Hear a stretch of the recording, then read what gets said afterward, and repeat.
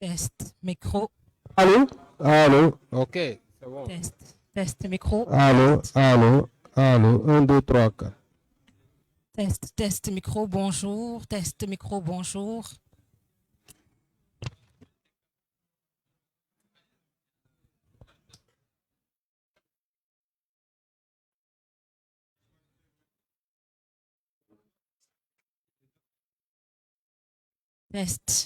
Test, test.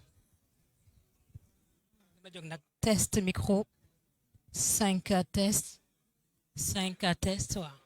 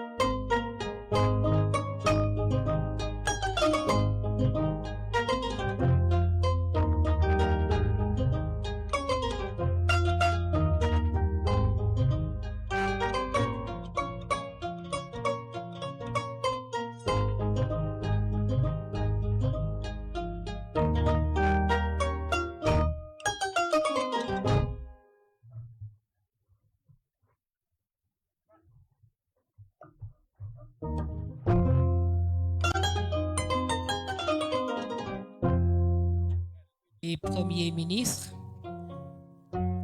et nous allons procéder donc à cette séquence consacrée à la lecture du communiqué conjoint final et à la déclaration face à la presse de messieurs les premiers ministres.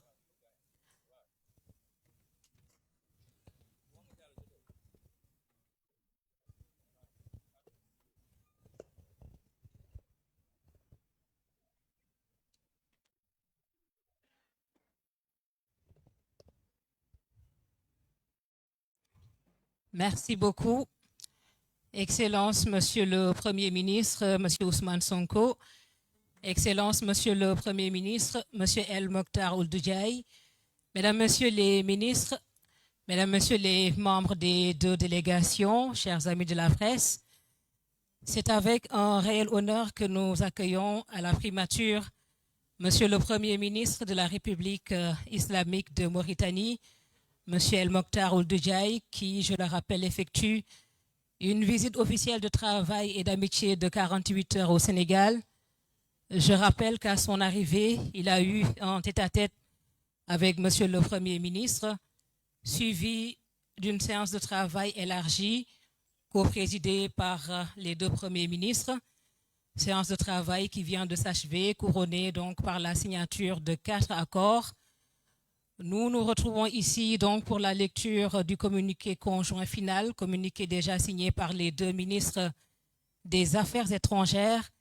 Après la lecture, nous allons passer le micro à son Excellence, Monsieur le Premier ministre, à son Excellence, Monsieur le Premier ministre également de la République islamique de Mauritanie pour la déclaration finale.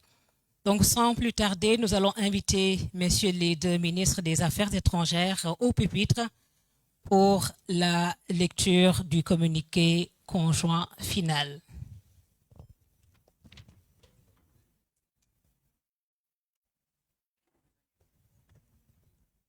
Monsieur le ministre des Affaires étrangères, de la coopération africaine et des Mauritaniens de l'extérieur, Monsieur Mohamed Ahmed Salem Ould Merzouk, pour la lecture du communiqué conjoint final. Bismillahirrahmanirrahim. À l'invitation de M. Ousmane Sonko, président de la République du Sénégal, Premier ministre de la République du Sénégal, M. El Mokhtar Ould Diaye, Premier ministre de la République islamique de Mauritanie, a effectué une visite de travail et d'amitié au Sénégal les 8 et 9 janvier 2026 à la tête d'une importante délégation. Cette visite, qui fait suite à celle effectuée par M. Ousmane Sonko en Nouakchott du 12 au 14 janvier 2025, s'inscrit dans la continuité du renforcement du partenariat stratégique entre le Sénégal et la Mauritanie, fondé sur des liens géographiques, historiques, culturels et humains profonds, et sur une volonté partagée de bâtir une coopération mutuellement bénéfique basée sur la confiance et la solidarité. Dans ce cadre, les deux premiers ministres ont eu un entretien en tête-à-tête dans une atmosphère fraternelle et cordiale, suivie d'une séance de travail élargie aux deux délégations qui a été l'occasion d'échanger sur des questions bilatérales, régionales et internationales d'intérêt majeur pour les deux pays. Sur le plan bilatéral, les deux premiers ministres se sont félicités de la qualité du dialogue politique entre Dakar et Nouakchott, illustré par la fréquence des échanges entre les chefs d'État et les autorités gouvernementales, ainsi que par une parfaite entente et une convergence de vues sur de nombreux sujets. Ils ont ainsi réaffirmé leur attachement au maintien d'une concertation permanente sur les questions d'intérêt commun, notamment l'économie, l'énergie, la pêche, la sécurité, la mobilité, la gestion concertée des flux migratoires, l'agriculture, l'élevage, la santé, les transports, les infrastructures et l'enseignement supérieur. Dans cette perspective, ils sont convenus de réactiver le groupe d'impulsion interministérielle recommandé par la 13e session de la Grande Commission mixte de coopération chargée du suivi de la mise en œuvre des accords signés entre les deux pays. Par ailleurs, les deux parties sont convenues de mettre en œuvre le programme de coopération en matière d'enseignement supérieur signé le 5 novembre 2025. Durant la séance de travail élargie, les deux délégations ont salué les progrès enregistrés dans la mise en œuvre des grands projets bilatéraux, en particulier le projet gazier Grand Tortue Ahmeyim, GTA, symbole du partenariat stratégique et industriel entre les deux pays, et le pont de Rosso, infrastructure stratégique pour la libre circulation des personnes et des biens, mais aussi pour l'intégration régionale. Un accent particulier a été mis sur la coopération dans le domaine de l'énergie. À ce sujet, les deux parties ont salué la visite conjointe et historique des deux présidents de la République sur la plateforme le 22 mai 2025 comme un moment fondateur couronnant le démarrage de la production et l'exploitation du gaz naturel liquéfié. Elles se sont engagées à prendre toutes les dispositions nécessaires en vue de la finalisation des projets relatifs aux aménagements hydroélectriques plutôt, et à la mise en œuvre effective du protocole sur le contenu local pour le projet GTA. Dans le secteur des mines, les deux parties ont affirmé leur volonté commune de renforcer leur coopération dans le domaine de la gouvernance de l'exploitation responsable et durable des ressources, de l'encadrement de l'exploitation artisanale et semi-industrielle, notamment en ce qui concerne la traçabilité, la sécurité et la protection de l'environnement. Concernant l'industrie, les échanges ont porté sur l'engagement partagé en faveur du développement industriel, de la transformation locale des ressources, du renforcement du contenu local et des chaînes de valeur et de transfert de compétences.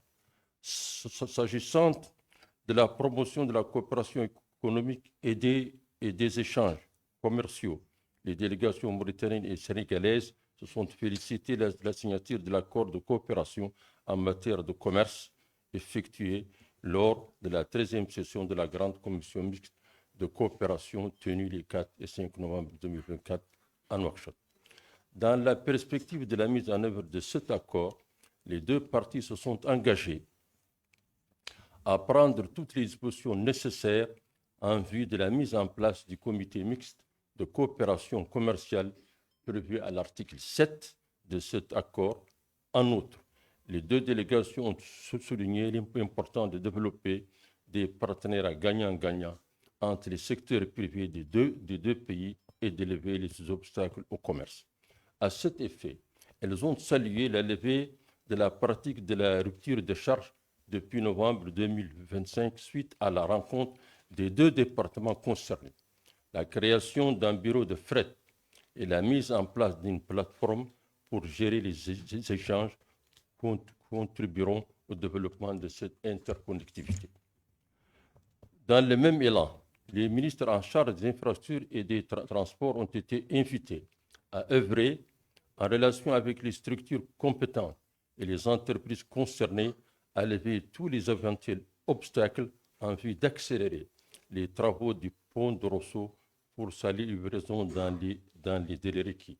Ils encouragent également la réalisation diligente du projet de navigation, de la navigabilité du fleuve en cours de développement dans le cadre de l'Organisation pour la mise en valeur du fleuve Sénégal qui devra faciliter la mobilité en toute saison des biens et services avec l'ouverture du fleuve au commerce international transocéanique ainsi que l'expansion du commerce intrazone du bassin entre les deux pays.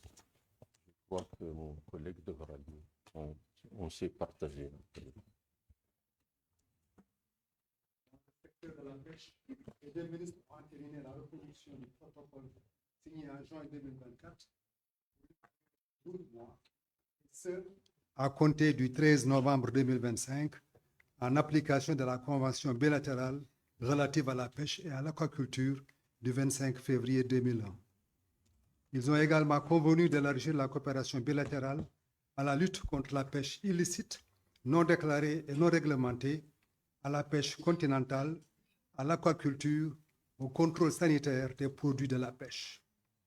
Dans le contexte de la progression de la fièvre de la vallée du Rift, les deux délégations ont demandé au ministre chargé de la Santé et de l'Élevage de renforcer la coopération dans le domaine sanitaire en mutualisant davantage les moyens de réponse et en mettant l'accent sur la prévention, la sensibilisation et l'information des populations.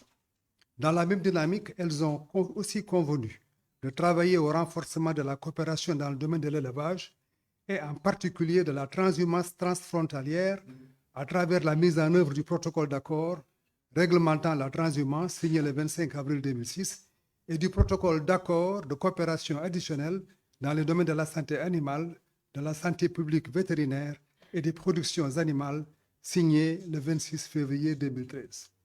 Dans cette perspective, les deux délégations ont convenu du lancement prochain d'un projet régional d'intégration et de modernisation des filières d'élevage Mauritanie-Sénégal, centré sur la création et l'installation de coopératives agricoles communautaires à orientation élevage le long de la vallée et des corridors de transhumance. Ce projet poursuivra le double objectif d'une autosuffisance en lait et de la maîtrise de l'alimentation des bétails à travers notamment la promotion de cultures fourragères.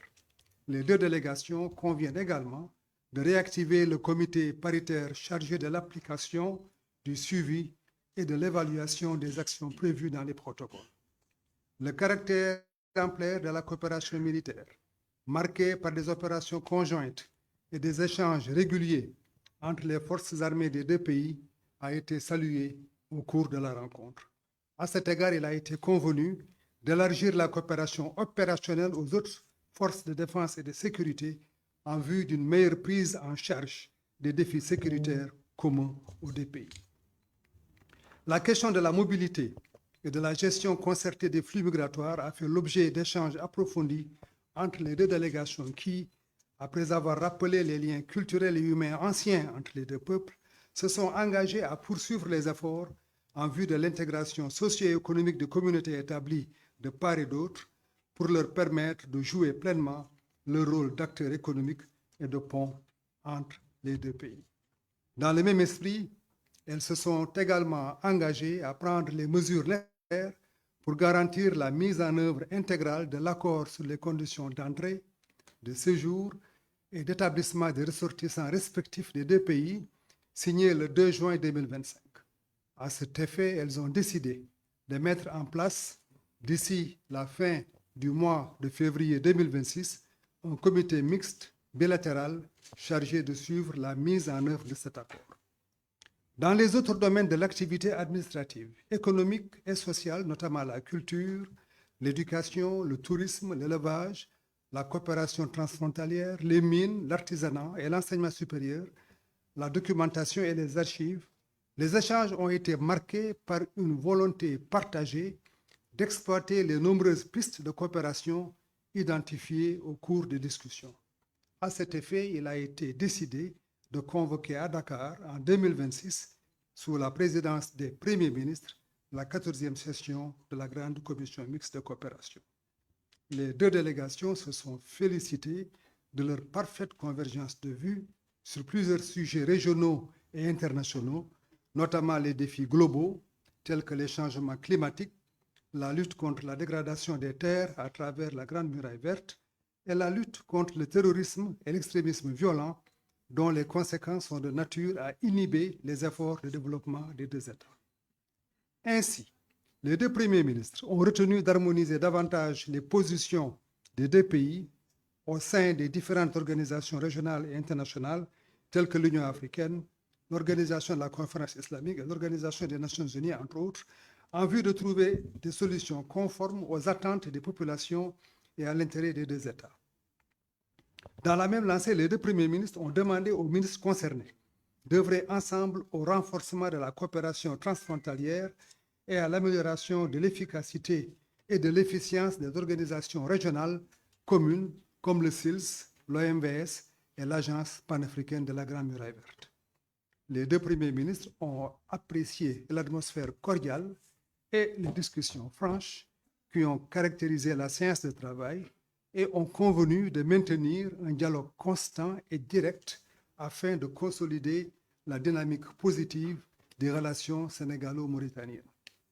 Au cours de son séjour, Monsieur le Premier ministre El Mokhtar Ould Diaye a été reçu en audience par son Excellence Monsieur Bassirou Diomaye Diakhar Faye, président de la République du Sénégal, à qui il a transmis un message d'amitié, de fraternité, de solidarité de la part de son Excellence Monsieur Mohamed Ould Cheikh Al Ghazouani, président de la République islamique de Mauritanie.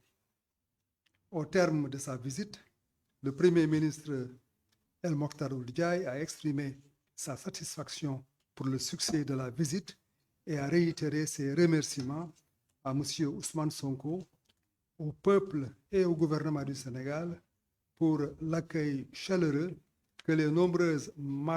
ainsi que les nombreuses marques d'attention dont lui-même et sa délégation ont été l'objet durant leur séjour. Fait à Dakar le 8 janvier 2026 pour le gouvernement de la République du Sénégal, Cheikh Niang, ministre de l'Intégration africaine des Affaires étrangères et des Sénégalais de l'extérieur, pour le gouvernement de la République islamique de Mauritanie, Mohamed Salem Ould Merzouk, ministre des Affaires étrangères, de la coopération africaine et des Mauritaniens de l'extérieur. Merci beaucoup. Merci, Monsieur le ministre Chernian. Merci, Monsieur le ministre Mohamed Ould Merzouk. Mesdames, Messieurs, après la lecture du communiqué conjoint final, nous allons très respectueusement inviter Messieurs les deux premiers ministres à venir délivrer leurs premiers mots après cette première journée de travail. Et nous nous retournerons vers la presse pour deux petites questions parce que Monsieur le Premier ministre est attendu au Palais de la République. Messieurs les Premiers ministres, nous allons vous inviter très respectueusement à venir faire votre déclaration à la presse. Et nous démarrons avec Monsieur le Premier ministre Ousmane Sonko. Merci.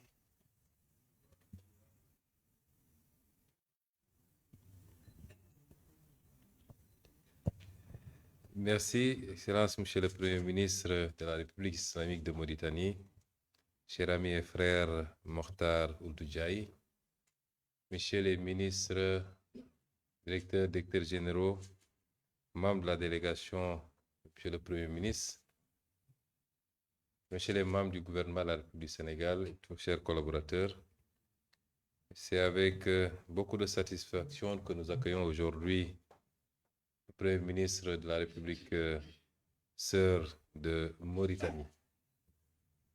Cette visite fait suite à mon déplacement à Nouakchott il y a un an, pratiquement jour pour jour. Visite qui nous avait permis de poser les jalons d'un raffermissement de la coopération entre nos deux États et entre nos deux peuples. Je voudrais donc, au nom du président de la République, son Excellence Bassirou Diomaye Diakhar Faye, du gouvernement, de tout le peuple sénégalais, adresser nos remerciements les plus sincères, les plus profonds. D'abord à son Excellence, Monsieur le Président Ould Ghazouani, qui a bien voulu autoriser cette visite. Nos remerciements à notre homologue, le Premier ministre Ould à toute sa délégation, à tout le peuple mauritanien. Cette visite est importante parce qu'elle nous permet une fois de plus de réaffirmer le caractère singulier, particulier des relations entre la République islamique de Mauritanie et la République du Sénégal. Relations qui dépassent, qui transcendent les âges, les générations, deux pays et deux peuples qui sont liés par la géographie, puisqu'ils sont frontaliers, qui sont liés par l'histoire très profonde, mais qui sont liés aujourd'hui par une communauté de destin dans la gestion partagée d'un certain nombre de ressources. Elle est importante, cette visite également, en ce qu'il nous permet de réactualiser un certain nombre d'axes de coopération qui ont été retenus l'année dernière à Nouakchott, d'abord entre les présidents de la République, mais de manière opérationnelle par les deux gouvernements, dans tous les domaines qui ont été traversés par la lecture du communiqué conjoint. Vous le savez, nos deux pays partagent énormément de choses. Et je disais tout à l'heure à son Excellence le Premier ministre que même le Seigneur nous contraint à travailler ensemble, à œuvrer ensemble. Il nous a fait partager un fleuve qui est une ressource extrêmement importante et nos devanciers ont pu, de manière réfléchie et responsable, mettre en place un cadre de coopération et de gestion de cette ressource, aussi bien sur le plan hydraulique que sur le plan de l'électricité. Et ça a donné l'organisation que nous connaissons, qui est une organisation presque unique en son genre dans le monde, l'OMBS. Mais on aurait pu avoir chacun de son côté ses réserves de gaz, mais Dieu ne l'a pas voulu ainsi. Il nous a fait partager également cette ressource extrêmement précieuse. Le message qu'il faut en comprendre, c'est que nous sommes condamnés à travailler, à vivre, à évoluer ensemble et de manière intelligente.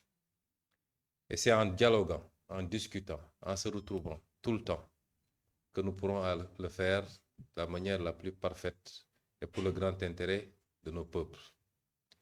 Je me réjouis de cette visite et de la séance que nous avons eue tout à l'heure, parce qu'au-delà des questions classiques que nous avons eu à traiter sur les thématiques de la pêche, sur la thématique de l'élevage et de l'agriculture, la gestion des ressources naturelles comme le gaz, la question de l'installation ou de l'implantation de nos peuples, de nos populations respectives de part et d'autre, pour des soucis professionnels, pour des soucis éducatifs, pour des besoins divers du moins.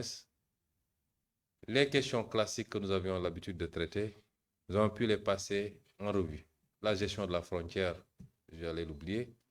Nous avons pu passer en revue toutes ces questions, les questions infrastructurelles avec l'ouvrage extrêmement catalytique du pont de Rosso, l'avancée significative sur la rupture de charge qui aujourd'hui est derrière nous.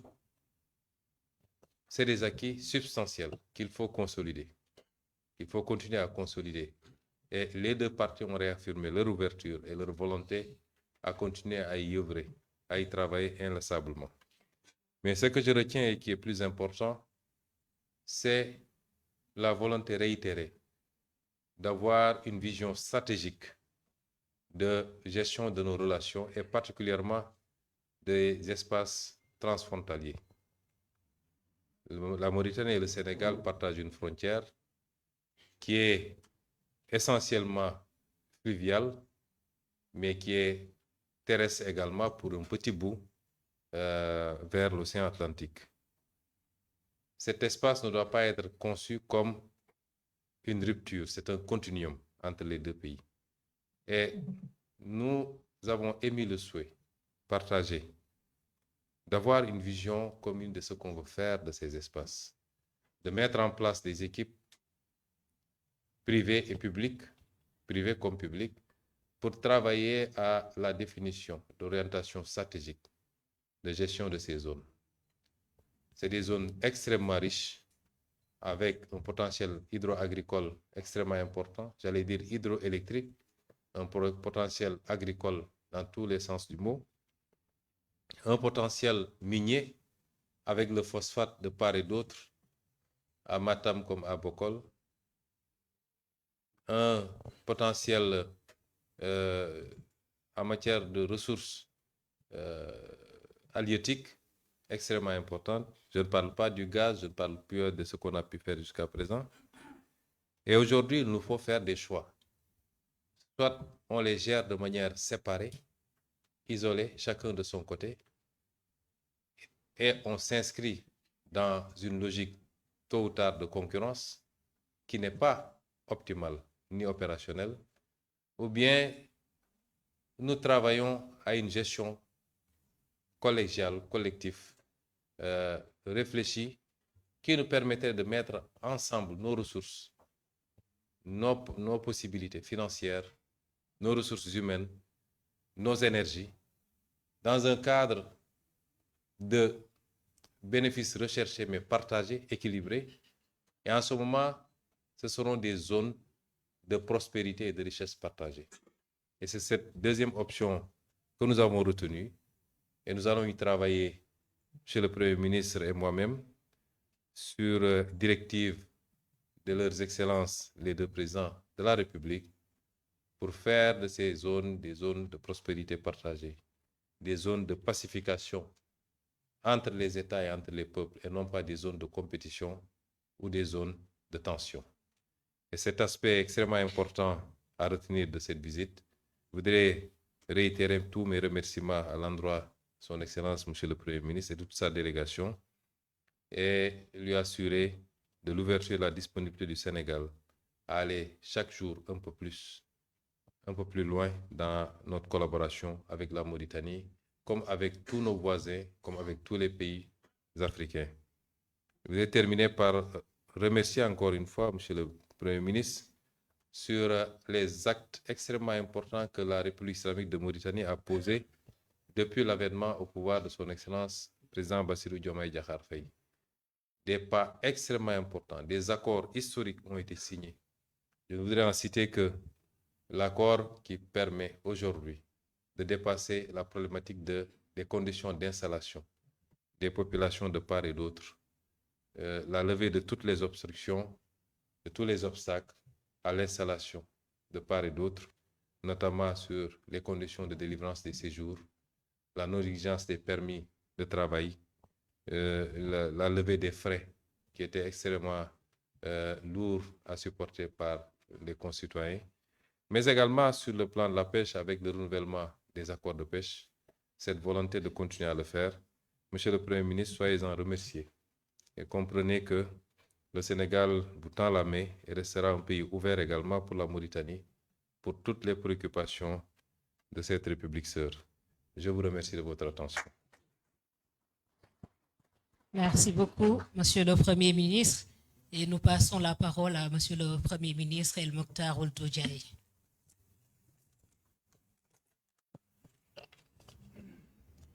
Excellence. Le micro. Bismillah ar-Rahman ar-Rahim. Salatu wassalamu ala Nabi al-Karim. Je tiens d'abord à renouveler mes sincères remerciements à mon frère, Excellence, Monsieur le Premier ministre Ousmane Sonko, pour m'avoir honoré en m'invitant à effectuer cette visite de travail et d'amitié dans ma seconde patrie, le Sénégal. Je profite de l'occasion aussi pour exprimer, au nom de la délégation qui m'accompagne et à mon nom propre, notre profonde gratitude au gouvernement et au peuple sénégalais pour les multiples marques d'attention particulière, l'accueil chaleureux et l'hospitalité généreuse dont nous avons été l'objet. Au Sénégal, pays de la Teranga, l'hospitalité généreuse est la base, la norme, la tradition. Cette visite aujourd'hui, comme vous venez de le dire, Excellence, Monsieur le Premier ministre, traduit la volonté et les orientations de nos deux présidents, Son Excellence le Président Mohamed Ould Cheikh Al Ghazouani et Son Excellence le Président Bassirou Diomaye Diakhar Faye, visant à continuer à renforcer le partenariat stratégique entre nos deux pays. Un partenariat qui, comme vous le savez, fondé sur des liens historiques, géographiques, culturels, spirituels et humains, profonds et séculaires. Elle traduit par ailleurs notre volonté de consolider, de diversifier et d'élargir notre concertation et notre coopération pour l'intérêt de nos deux peuples. Une coopération, comme je viens de dire, basée sur la confiance et sur la solidité des rapports. Cette visite, et d'ailleurs les multiples visites à Nouakchott et à Dakar, effectuées par nos deux présidents, Son Excellence le Président Mohamed Ould Cheikh Al Ghazouani et Son Excellence le Président Bassirou Diomaye Diakhar Faye, et votre visite, Excellence, il y a de cela un an à Nouakchott, et d'ailleurs, c'était votre première visite à l'étranger, illustre bien cette volonté et envoie un message très fort de l'amitié et de la fraternité entre nos deux pays, et envoie un message très fort de la détermination de nos deux présidents et de nos deux gouvernements à continuer à œuvrer pour l'intérêt de nos deux peuples frères, notre sous-région et notre cher continent. Cette visite, vous venez de le dire, nous a permis de faire le point sur les importantes avancées réalisées au niveau de plusieurs dossiers de coopération stratégique, la gestion de la sécurité aux frontières, l'énergie, le transport, la pêche, l'élevage, entre autres, et de fixer de nouveaux objectifs dans de nouveaux domaines de coopération qui seront l'objet de travail de nos équipes pour la prochaine période. Je suis convaincu et persuadé que nos discussions durant les 2 jours que prendra cette visite et le travail de nos délégations contribueront, comme je viens de dire, à renforcer davantage ce partenariat et consolideront de plus les rapports de fraternité et d'amitié entre nos deux peuples. Donc, je réitère encore mes remerciements au peuple et au gouvernement sénégalais. Vive le Sénégal, vive la Mauritanie et vive le partenariat mauritano-sénégalais. Merci beaucoup. Je vais me permettre de dire quelques mots en arabe, si vous voulez bien. بسم الله الرحمن الرحيم والصلاة والسلام على النبي الكريم.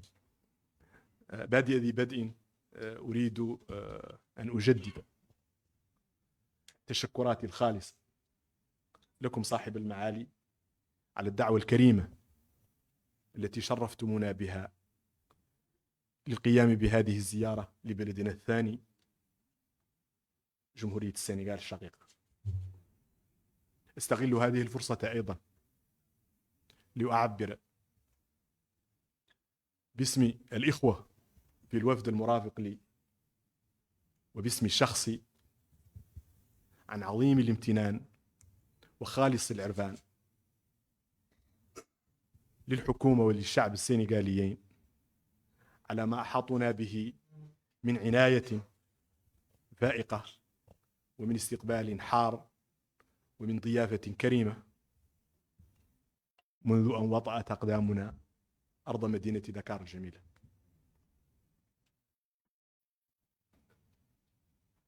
قلت قبل قليل أنه ليس من المستغرب هذا الكرم الحاتمي كما نقول. في السنغال بلد لا ترنغا الكرم هو القاعدة، هو النموذج، وهو الأصل. هذه الزيارة تأتي ترجمة لتوجيهات ورؤية قائدي البلدين صاحب الفخامة محمد ولي الشيخ الغزواني وصاحب الفخامة بصيرو جوماي دخار فاي، الهادفة والساعية إلى تعزيز وتوطيد العلاقة والشراكة الاستراتيجيتين بين بلدينا. شراكة مبنية على أواصر الدم والقربة والتاريخ والجغرافيا، وهي في الحقيقة علاقات أقل ما يقال عنها أيضا أنها علاقات قديمة متجذرة متجددة ودائمة إن شاء الله. الزيارات متعددة لرئيسي البلدين في دكار ونواكشوط، وزيارتكم صاحب المعالي قبل سنة من الآن لمدينة نواكشوط، وقد نبهت أنها كانت أول زيارة لكم خارج السنغال، وهو شيء مقدر. كل هذا يرمز كما قلت إلى أن الخيار الذي اختاره البلدان وقيادتيهما هو المضي قدما في تعزيز هذه الشراكة.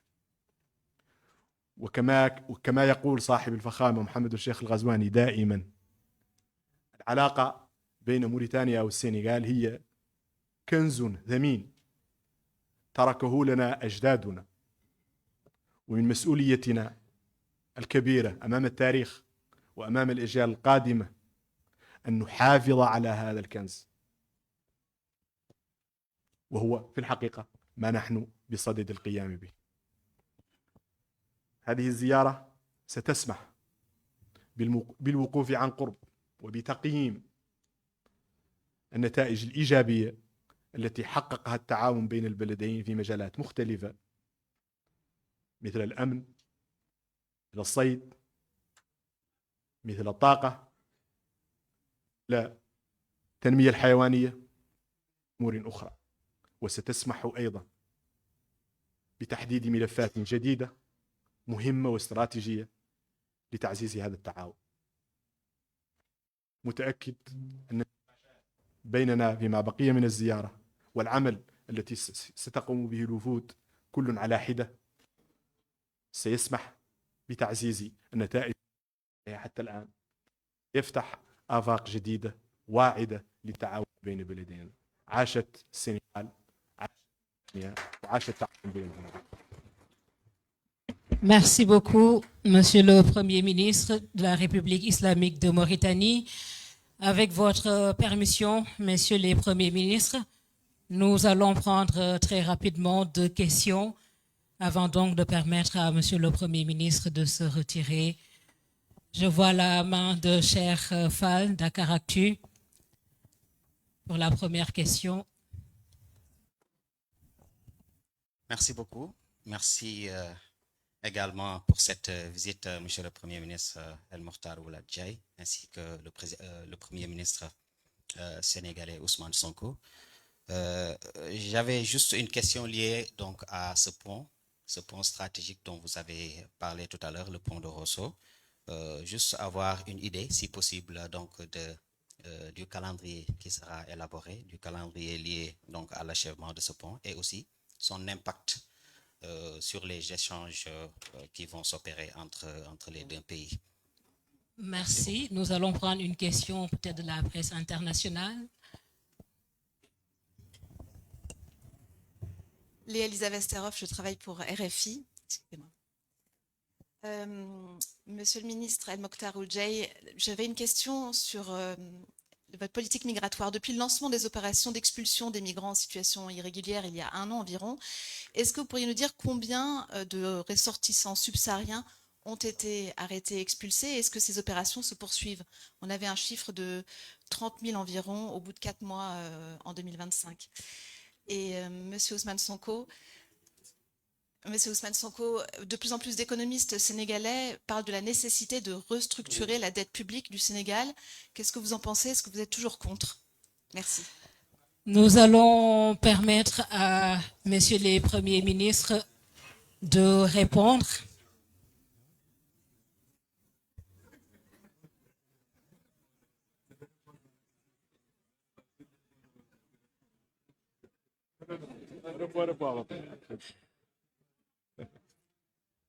Monsieur le Premier ministre.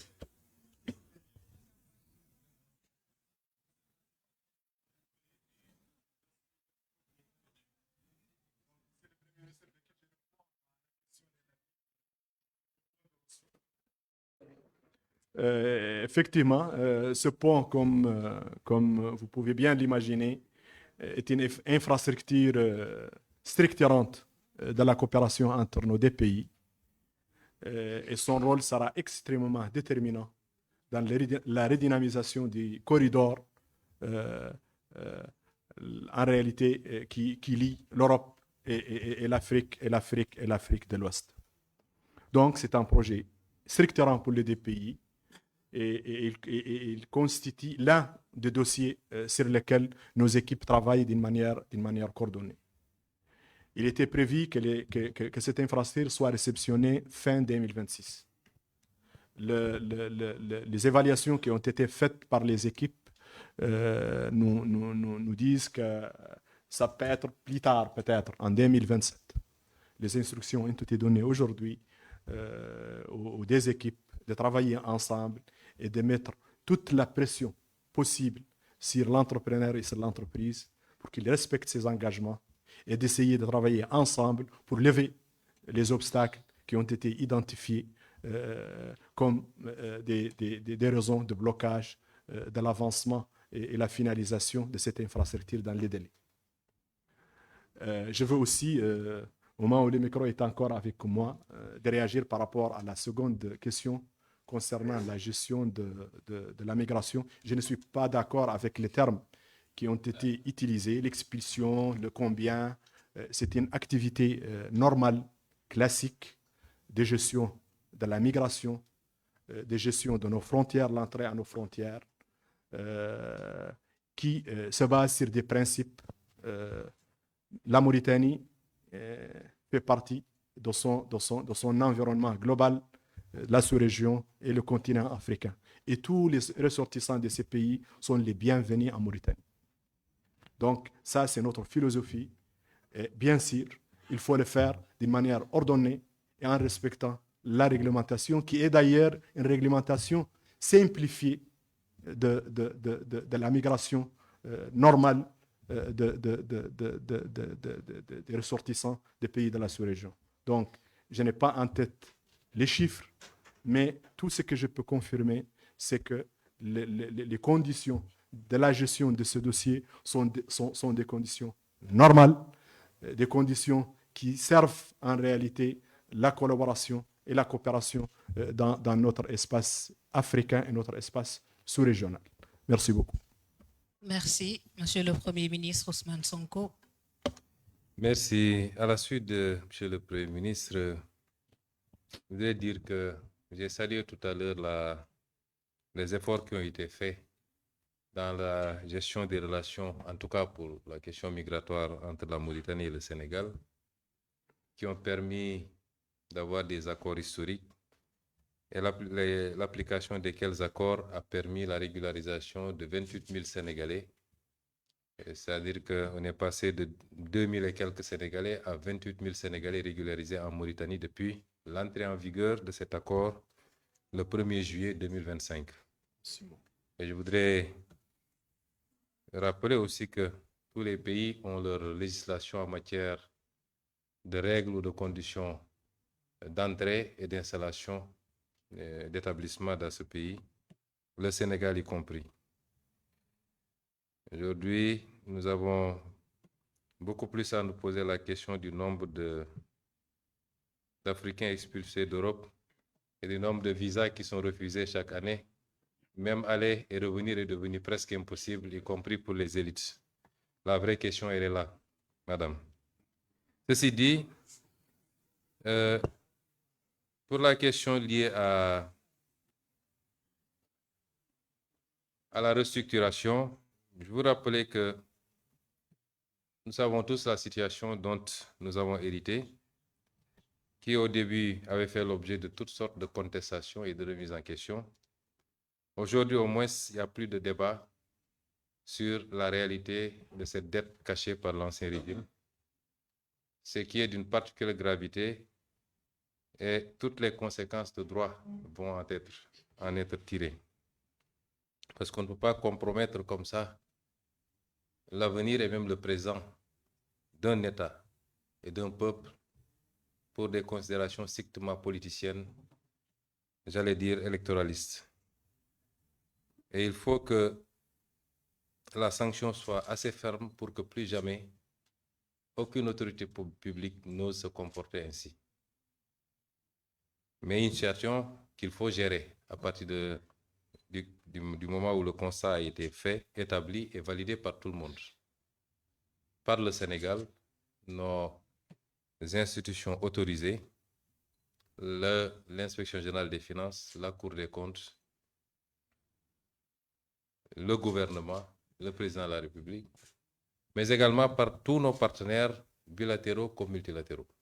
Ça ne fait plus l'objet de débat. Quand un pays se retrouve avec une dette de 119%, un pays de surcroît pauvre, un déficit de presque 13%, c'est une situation particulière. J'allais dire presque catastrophique, car aucun homme politique ne voudrait hériter d'un pays dans cette situation. Ça nous a mis dans des difficultés dans la gestion de ces premiers mois ou de ces 2 premières années de gestion du pouvoir. Et certainement pour quelque temps après, encore. Nous ne sommes pas dans le fatalisme. Nous considérons que c'est le peuple sénégalais qui doit faire face à cette situation, qui doit se lever comme un seul homme et qui doit comprendre qu'il y a des sacrifices à faire pour rattraper la situation, la dépasser et mettre ce pays sur les rails définitivement. Et avant tout autre partenaire, c'est au peuple sénégalais de le faire. C'est pourquoi nous avons travaillé à des solutions. Nous avons travaillé à élaborer un plan de redressement économique et social, qui est un plan qui va effectivement demander un certain nombre d'efforts et de sacrifices au peuple sénégalais. Nous avons aussi lancé un vaste programme de rattrapage budgétaire, de rationalisation, aussi bien des recettes que des dépenses budgétaires. Et l'arbitrage qui a été fait pour le budget 2026 est assez illustratif des efforts qui ont été consentis sur la dépense publique, le fonctionnement particulièrement, mais également sur des choix rationnels. Et les discussions avec nos partenaires ont tourné autour de ça. Nous avons considéré que, certes, il y a des difficultés, mais tous les travaux que nous avons réalisés nous permettent de voir ou d'entrevoir la possibilité de sortir de cette situation sans avoir besoin d'une restructuration. Nous considérons que, de l'analyse que nous en avons faite, notre dette est viable, puisque nous nous débrouillons pour la rembourser depuis 1 an et demi, au plus sans aucun programme. C'est vrai que nous nous acheminons vers une échéance assez difficile, avec de grosses souches de cette dette. Mais jusqu'à présent, et sans aucun apport, nous avons réussi à refinancer cette dette, et principalement sur le marché régional. Nous considérons que nos projections, aussi bien de croissance que de recettes, sont raisonnables. Et sur cela, il n'y a pas de débat. C'est validé par tous nos partenaires, y compris le fonds. Le principal problème, c'est le financement.